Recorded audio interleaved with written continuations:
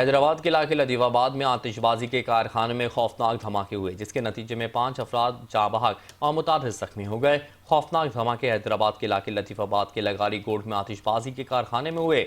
मज़ीद तफसीलात जानते हैं नुमाइंदा हैदराबाद जिब्रान खान की इस रिपोर्ट में।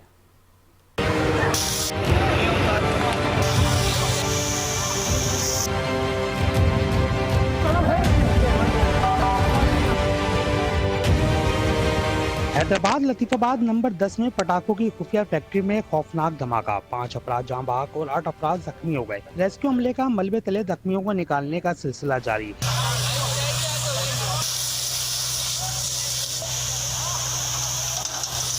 डिप्टी कमिश्नर हैदराबाद जैनुल आबदीन मेमन ने 4 अफराद के जहाँ बहक होने की तस्दीक कर दी। तफसीलात के मुताबिक लतीफाबाद यूनिट नंबर 10 में लगारी गोड में वाक़े रिहायशी इलाके में कायम गैर कानूनी पटाखा साज फैक्ट्री में जोरदार धमाके ने पूरे इलाके को लर्जा दिया, जबकि धमाके की आवाज कोसार